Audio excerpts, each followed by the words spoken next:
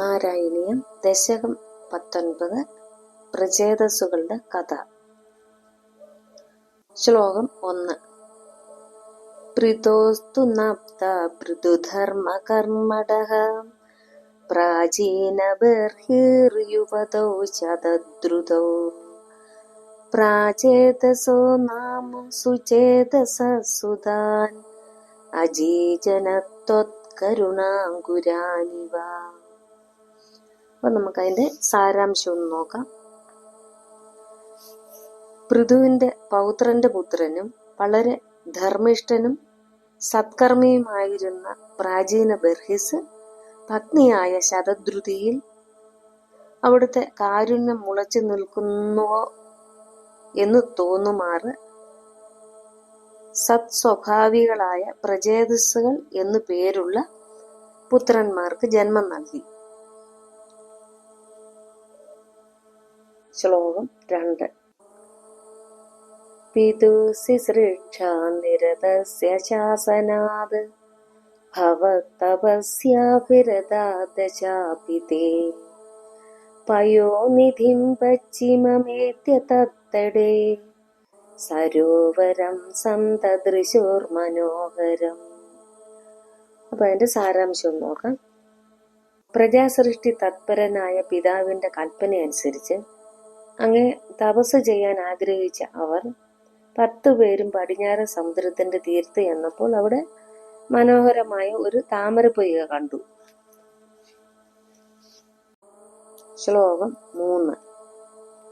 തഥാ ഭവതീർത്ഥമിദം സമാഗതോ ഭവോ ഭവത്സേവകദർശനാദൃതഃ പ്രകാശമാസാദ്യ പുരപ്രചേതസാ ഉപാദിശത് ഭക്തതമസ്തവസ്തവം.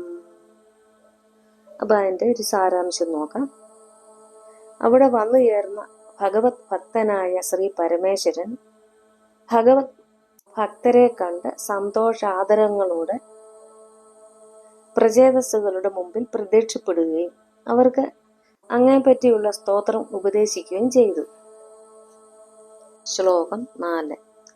സ്തവം ജപന്തസ്തമമീ ജലാന്തരേ ഭവന്തമാസേ വിശദായുധം സമാഹ ഭവൽ സുഖാസ്വാദരസാദമീഷിയാൻ ബഭൂവ കാലോ ധ്രുവവന്നശീഘ്രത. നമുക്കതിന്റെ സാരാംശം നോക്കാം. ഈ പ്രചേതസ്സുകൾ ശിവൻ ഉപദേശിച്ചു കൊടുത്ത സ്തോത്രങ്ങൾ ജപിച്ചുകൊണ്ട് ഭഗവത് തീർത്ഥത്തിൽ മുങ്ങിക്കിടന്ന് ഒരു 10,000 കൊല്ലം അങ്ങേ ഭജിച്ചു.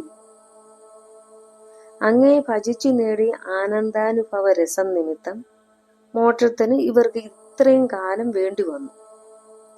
ധ്രുവനെ പോലെ അല്പകാലം കൊണ്ട് അവർക്ക് മുക്തി അനുഭവിക്കാൻ കഴിഞ്ഞില്ല.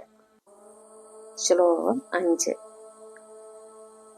തപോഭിരേഷാമതിമാത്രവർത്തിഭിഃ സയജ്ഞഹിംസാനിരതോപി പാവിതഃ പിതാപി തേഷാം ഗൃഹയാത നാരദ പ്രദർശിതാത്മ ഭവതാത്മതാം യയോ. സാരാംശം നോക്കാം. പ്രചേതസ്സുകളുടെ നീണ്ട തപസ്സുകൊണ്ട് യാഗങ്ങളിൽ പശുഹിംസ ചെയ്യുന്നതിൽ തൽപരനായിരുന്നെങ്കിലും പ്രചേതസ്സുകളുടെ പിതാവായ പ്രാചീന ബർഹിസു കൂടി പരിശുദ്ധനായി. ഭവനത്തിലെത്തിയ നാരദ മുനിയുടെ ആത്മതത്വോപദേശത്താൽ പ്രാചീന ബർഹിസ് ഭഗവത് സായുജ്യം പ്രാപിച്ചു.